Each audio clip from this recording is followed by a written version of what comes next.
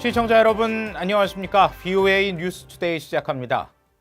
미국이 이란 군부 실세 카셈 솔레이마니 사령관을 사살한 것과 관련해 미 정치권에서는 북한 문제와 연계한 지적이 나오고 있습니다. 여당인 공화당 의원들은 북한과 같은 적국에 강력한 경고 메시지를 보냈다고 평가했는데 민주당 의원들은 트럼프 대통령의 외교 실패라고 주장했습니다. 첫 소식 이조은 기자가 보도합니다.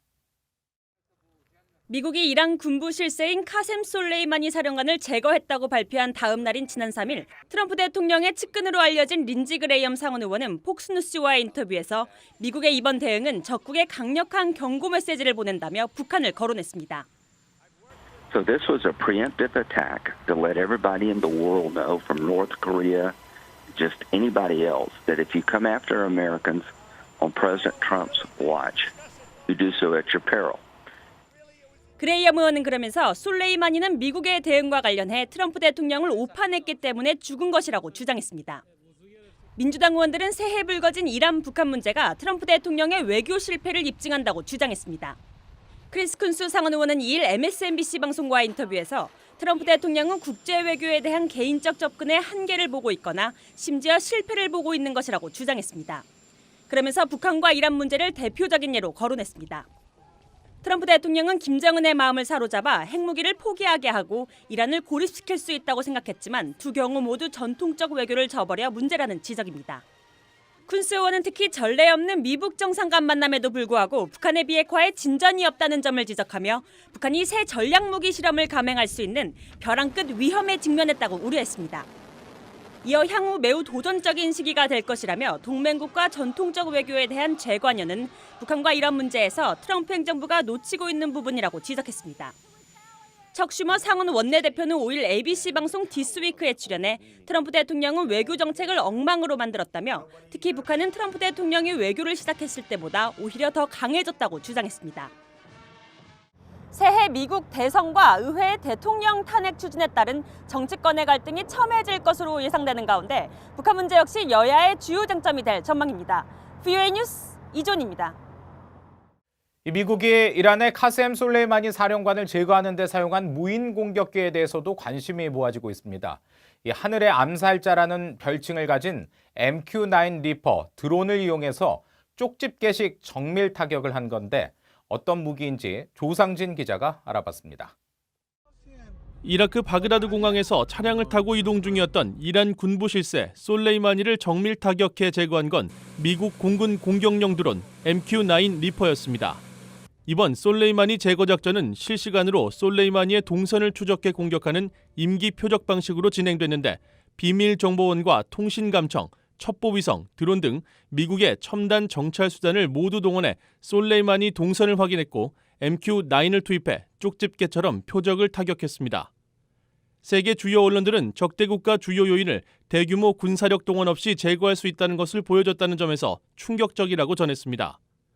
하늘의 암살자로 불리는 MQ-9은 고고도에서 장시간 비행할 수 있는 무인 공격기로 현재 90여 대가 실전 배치됐습니다. 최첨단 관측 표적 확보 장치가 장착돼 있고 표적의 일거수일투족을 감시하며 동선을 파악하기 때문에 따돌리기는 거의 불가능한 것으로 알려졌습니다. We see anything from going to the grocery store to washing their laundry outside. We'll watch them wake up in the morning. We can almost, after watching a compound for so many days, weeks, months.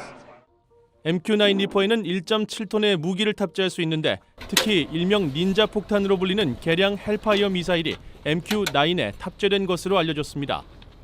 개량 헬파이어 미사일은 폭발 없이 표적 근처에서 6개의 칼날이 분사되는 것이 특징으로 움직이는 차량의 운전자를 다치지 않게 하고 조수석에 앉은 표적을 제거하는 것이 가능할 정도로 정교한 무기로 알려져 있습니다. 주한미군은 지난 2018년부터 MQ-9과 비슷한 MQ-1C 그레이 이글 공격용 드론 12대를 운영하고 있습니다. MQ-9 리퍼보다 약간 작지만 무장 능력은 비슷한 데다 한반도 전역을 고화질로 감시할 수 있는 능력을 갖춰 북한군은 해마다 드론 대응 훈련을 강화해온 것으로 알려지기도 했습니다. 미국의 언론과 전문가들은 최첨단 장비를 이용한 미국의 같은 제거 작전이 북한 김정은 위원장에게 경고와 압박이 될 것이라면서 북한 김정은 위원장이 공개 활동을 자제하고 동선을 숨기려 할 가능성이 크다고 전망했습니다. VOA 뉴스 조상진입니다. 이 미국의 최대 압박에도 불구하고 계속되는 북중 교역과 밀무역 등 중국의 비협조적인 태도로 인해 제재 효과가 나타나지 않고 있다는 지적이 제기됐습니다. 이 제재에 대한 이런 구멍 때문에 북한이 핵과 미사일 역량을 계속 키우고 있다는 건데요. 김칸희 기자가 취재했습니다.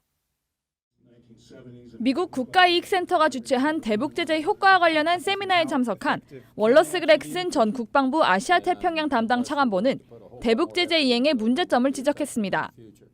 유엔과 유럽연합을 중심으로 국제사회가 대북 제재를 지속적으로 가해왔지만 북한의 핵과 미사일 역량이 꾸준히 증가한 것은 해상 불법 환적 문제를 비롯해 북중, 북러 접경 지역에서의 제재 회피 행위들이 있었다는 것입니다. Unless we're willing to go to a lot of effort and expense to shut down the Korea-China border and the Korea-Russia border on land, as hard as that is, we're not even doing it, I don't think, effectively at sea. 또 북한 지도층에 타격을 줄 수 있는 사치품 구입 자금 압박 같은 대북 제재는 중국의 반대로 이뤄지지 않았다고 지적했습니다. 2000년 방코델타 아시아은행의 금융 동결 전략도 북한 지도층의 사치품 구입 자금을 표적 삼아 효과적일 수 있었지만 결과적으로 중국이 개입해 효과를 보지 못했다는 설명입니다. 헨리 페론 미국 국제정책센터 선임연구원은 트럼프 행정부의 최대 압박 정책에도 불구하고 북한의 환율과 기름값이 안정세를 보이는 것은 지속적인 북중 교역 때문이라고 지적했습니다. 또 공식 통계에 잡히지 않는 밀수와 대북 지원을 감안하면 중국은 훨씬 더 큰 영향을 미칠 것이라고 밝혔습니다. They don't include smuggling. They also don't include tourism. The numbers also don't include Chinese aid to North Korea. 미국 외교정책단체 디펜스 프라이오리티스의 데니얼 데이비스 선임연구원은 북한이 원하는 제재 완화는 구체적인 비핵화 조치가 있어야 가능하다고 강조했습니다. North Korea could potentially offer up the dismantlement of the Yongbyon nuclear facility. They could potentially provide a listing of their nuclear weapons capabilities. They could potentially move some forces back. Some of the artillery forces. They could physically move them back out of range of Seoul.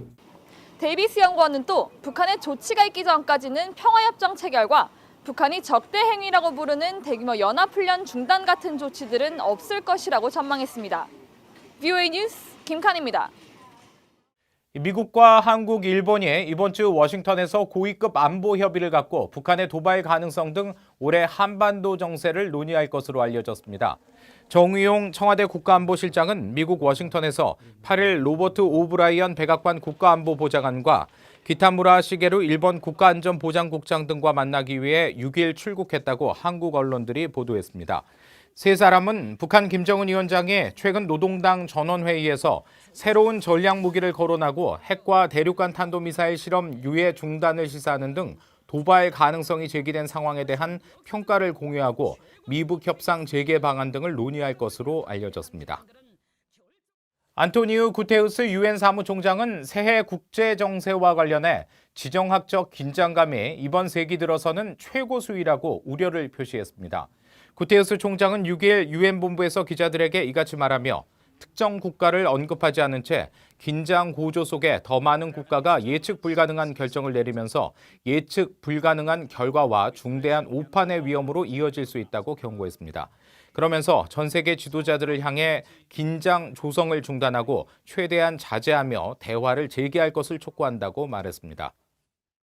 유엔 안보리 대북제재위원회가 2019년 지난해 승인한 대북제재 면제 요청이 전년보다 2배 이상 늘어난 것으로 나타났습니다. 지난해까지 대북제재위원회를 이끌었던 유엔 주재 독일 대표부가 지난달 20일 유엔 안보리에 제출해 6일 공개된 연례 보고서에 따르면 지난해 대북제재위는 모두 38건의 대북 인도적 지원에 대한 제재 면제를 승인했습니다.